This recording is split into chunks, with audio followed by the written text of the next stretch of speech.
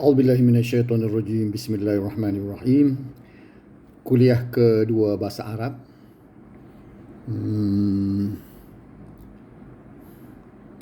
Sambung kuliah satu baru ni. Seterusnya kita ikuti pula pengenalan diri daripada keluarga kedua yang terdiri daripada Encik Ali Al-Halabi, isterinya Fauziyah Al-Halabi dan anak perempuannya Nabilah Al-Halabi. Ini keluarga kedua setelah kita dengar dialog ataupun pertuturan keluarga pertama, keluarga Hassan Murad. Keluarga kedua ialah keluarga Ali Al-Halabi. Kalau dalam nota tu muka surat 5. Okay. Seperti biasa, cuba sebut dulu ikut apa yang saya baca sini. Dan terjemuh tu tengok sendirilah. Saya tidak akan sebut terjemuh dia. Cuba ikut. Sebut paling molek sekali. Sebut sebaik mungkin. As-Sayyid Ali Al-Halabi. Ismi Ali Al-Halabi. Ana min Suriya.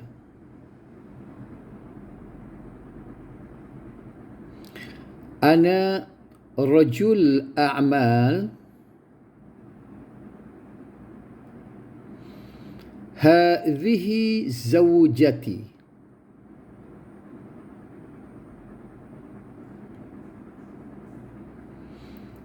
As-Sayyidah Fauziyah Al-Halabi. Marhaban. Ismi Fauziyah Al-Halabi.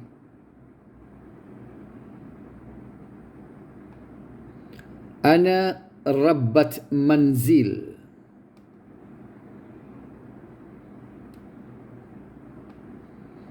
Hadhihi banati.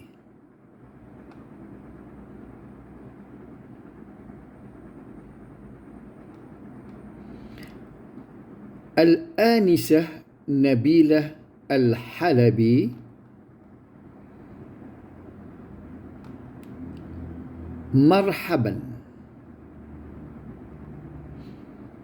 Ismi Nabilah Al-Halabi. Ana talibah.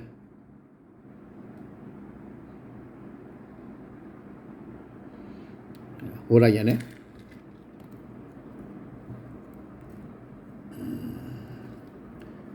tak apa jelas tengok dia, tengok dulu satu sekejap. Huraian. Kalimah Suriya bermakna negara Syria. Seperti yang telah dipelajari, dengan menambahkan huruf ya bertasydid pada kalimah tersebut, ia akan memberi makna orang Syria. Jadi kalau kalimah tu Suri, maknanya orang Syria lelaki.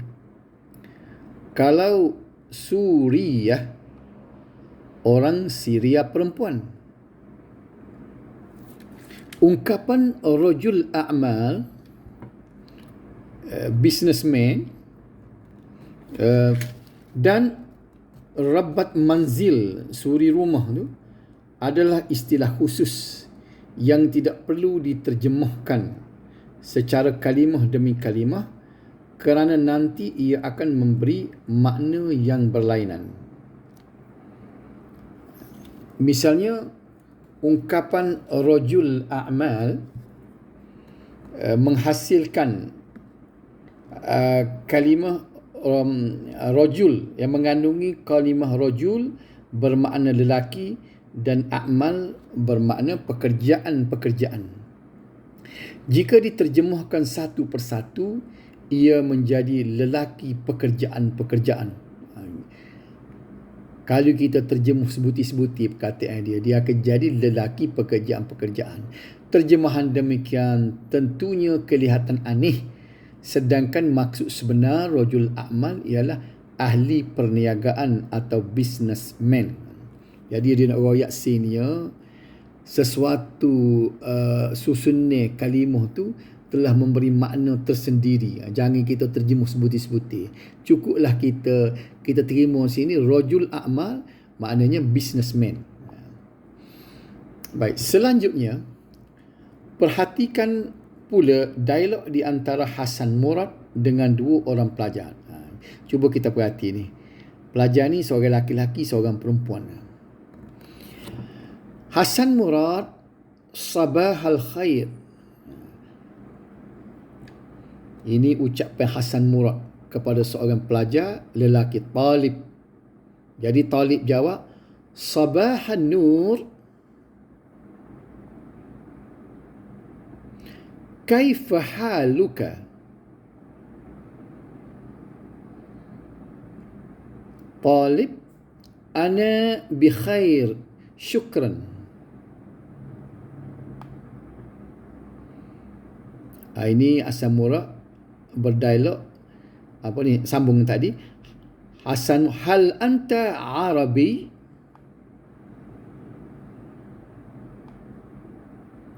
Talib, na'am, ana Arabi.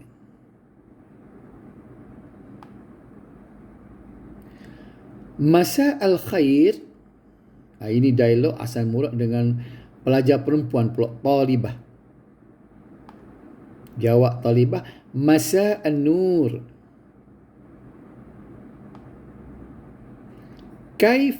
Hasan Murad, kaifa haluki?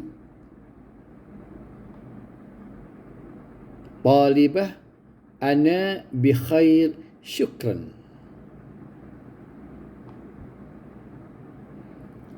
Hasan Murad tanya, hal anti misriyah? Talibah jawab, la, ana suriyah. Hasan Murad tanya lagi, man hadhil anisah?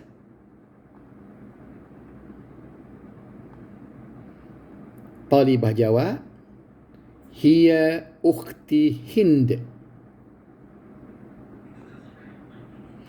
Hasan Murad, marhaban. Okey, kita bincang kalau huraian ni. Dialog tersebut menerangkan ucapan selamat pagi dan selamat petang. Selamat pagi dan selamat petang. Sabahal khair ialah satu ungkapan khas yang membawa makna selamat pagi. Ini pun jangan kita terjemuh sebuti-sebuti. Sabah pagi, khair kebaikan.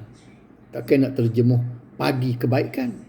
Jadi sabahal khair sendiri membawa makna selamat pagi.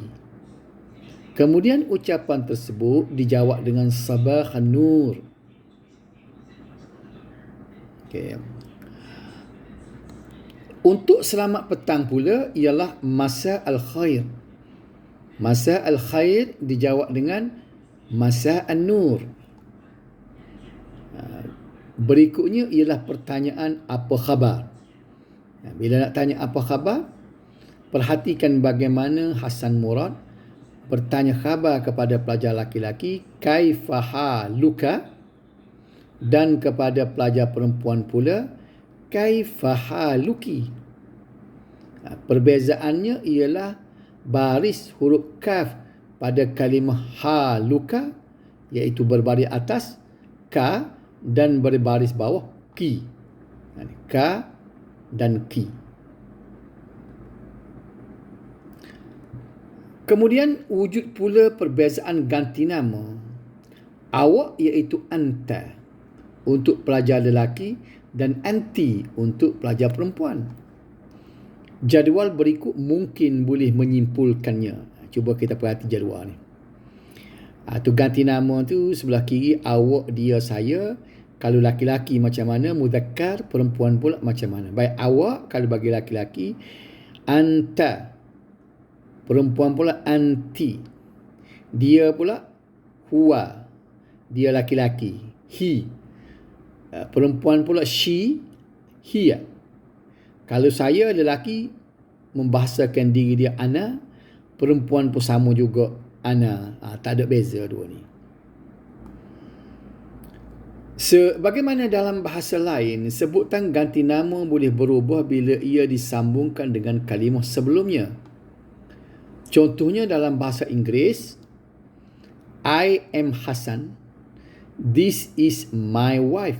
Cuba perhati cara penggunaan I dan my.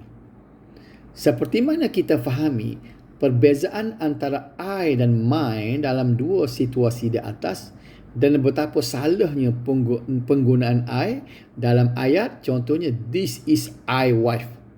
Ini memang salah lah. Begitu juga dalam bahasa Arab, kalimah ana boleh berada dalam ayat ana Hasan Murad. I am Hasan Murad. Boleh guna ana di sini.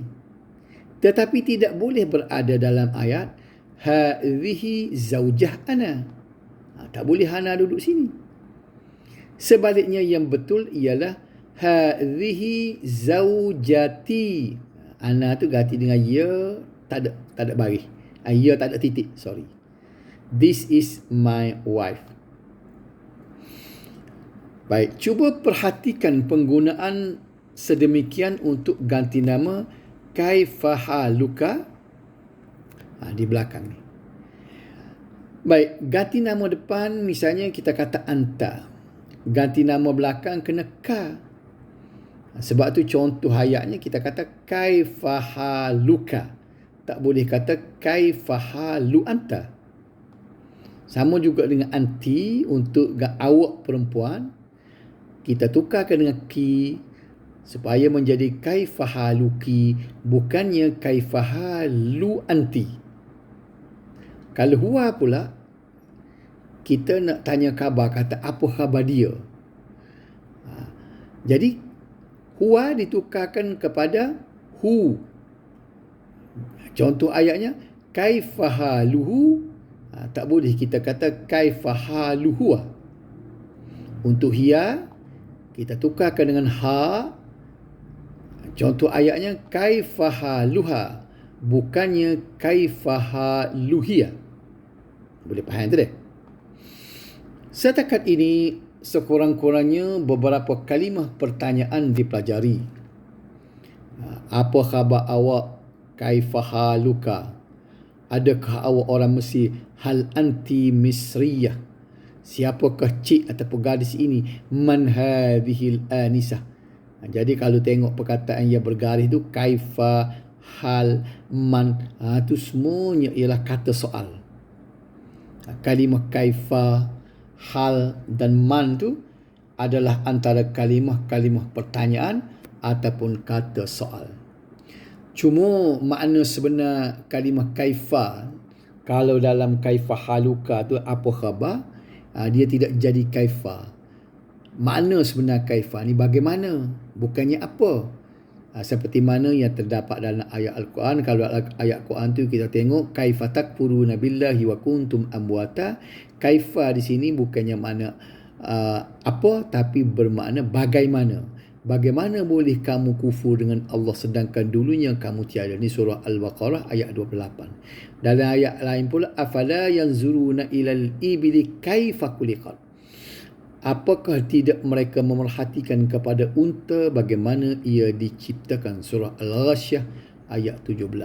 Apa yang dia nak tunjuk sini ialah kaifa ni bukan makna apa sini, bermakna bagaimana. Sementara itu ada kalimah-kalimah lain juga yang telah dilalui sebelum ini, ialah min daripada na'am, ya, dan la, bermakna tidak. Kemudian ayat akhir sekali dalam dialog kita tadi ialah hiya ukhti Hind. Dia adalah adik perempuan saya, Hindun. Apa yang perlu kita perhatikan ialah ni kalimah ukhti ni. Cuba tengok ukhti ni, mari mana dia ni. Ukhti ni sebenarnya bermakna adik perempuan ataupun kakak saya. Kalau bahasa Inggeris kan, my sister. Jadi my sister ni dia berasal daripada mana? Dia mari daripada ukht. Ukht ni makna dianya adik perempuan ataupun kakak ataupun sister. Bila dia campur sebagaimana kita belajar dalam kuliah 1 dulu, bila sambung ke dengan ya tak ada titik, maka dia jadi ukhti. Maka daripada sister tu menjadi my sister.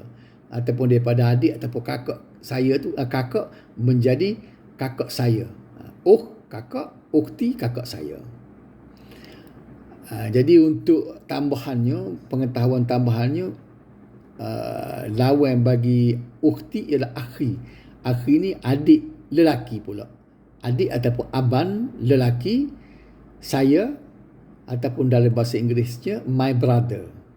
Dia ni juga asal daripada kerana campur dengan ya tak ada titik tu jadi akhi, jadi abang saya. Okey. Brother. Kita berhentilah setakat ni dulu untuk kuliah ini, dan kita sambung insya-Allah kuliah 3 ni pada tahun depan 1 Januari 2022. Wallahu a'lam. Wassalamualaikum warahmatullahi wabarakatuh.